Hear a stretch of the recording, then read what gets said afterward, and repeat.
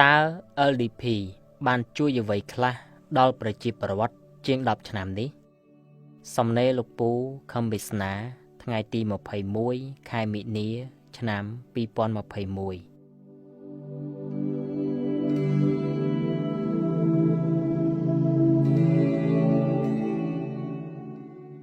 បើទ្វាមโนរបស់យើងមើលដឹងចេតនាអ្នកដែលសួរថាសូមអ្នកប្រាប់ខ្ញុំបន្តិចមើលតើ LDP បានជួយអ្វីខ្លះដល់ប្រជាពលរដ្ឋជាង10ឆ្នាំនេះយើងត្រូវឆ្លើយទៅពួកគេវិញថាដូចតែព្រះពុទ្ធអញ្ចឹងព្រះពុទ្ធមិនដែលបានជួយអ្វីដល់អ្នកណាសោះហើយថែមទាំងដើរសំបាយគេទៀតចុះហេតុអ្វីមានមនុស្សច្រើនម្លេះគោរពដឹងគុណព្រះអង្គតើអ្នកទាំងអស់នោះភ្លើទេឬសពទានណាំងធម្មទានណាំងជានីតិបើអ្នកឲ្យទានទៅគេទានដែលល្អប្រសើរថ្លៃថ្លាជាងគេបំផុតដែលអ្នកត្រូវឲ្យទៅគេនោះគឺធម្មទានគឺទានជាការពន្យល់ឲ្យវិញ្ញាណមនុស្សដឹងដំណើរធម៌វាប្រព្រឹត្តទៅយ៉ាងម៉េចព្រះពុទ្ធព្រះអង្គជាអ្នកឲ្យទានប្រភេទនេះចំណែក LDP ក៏កំពុងតែធ្វើទានប្រភេទនេះដែរបើអ្នកណាមើលមិនឃើញថា LDP កំពុងតែឲ្យទានយ៉ាងល្អយ៉ាងមានតម្លៃដល់មនុស្សទេមានតែអ្នកនោះខ្វាក់ទ្វាមโนមានតែទ្វាភ្នែកគឺទ្វាសាច់តែប៉ុណ្ណោះឬម៉ាំងស័កចក្ខុសម្រាប់មើលឃើញរូបឯទ្វាមโนសម្រាប់មើលឲ្យឃើញចិត្តមនុស្សគឺចិត្តភ្នែកសាច់មើលឃើញរូបមែនពិតប៉ុន្តែសម្រាប់ទ្វាមโนភ្នែកសាច់នេះមើលឃើញរូបចិត្ត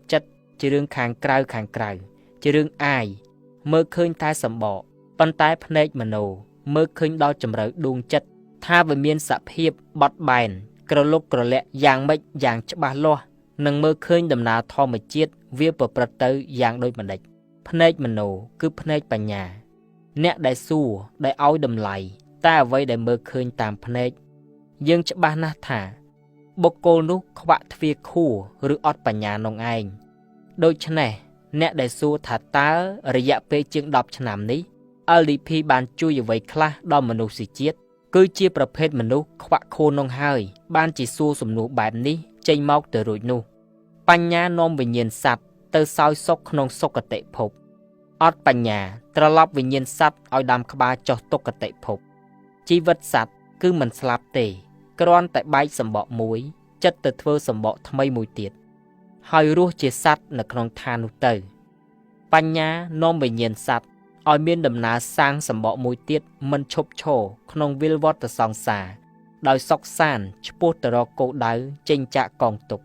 ព្រះពុទ្ធផ្ដល់ធម្មទានដល់វិញ្ញាណសត្វដើម្បីឲ្យវិញ្ញាណសត្វមានបញ្ញាក្នុងសម័យនេះ LDP ជាអ្នកធ្វើកិច្ចការបន្តពីព្រះពុទ្ធតើភ្នែកមโนរបស់អ្នកមើលឃើញទេបើអ្នកមើលមិនឃើញច្បាស់ណាស់គឺអ្នកខ្វាក់ភ្នែកមโนហើយចាប់ចេតនានៃចិត្តអ្នកសួរឲ្យបានច្បាស់រួចប្រតិកម្មតបឲ្យត្រូវតាមសភាពចិត្តអ្នកសួរនោះគឺសភាពបញ្ញានៃចិត្តអ្នកឆ្លើយហើយ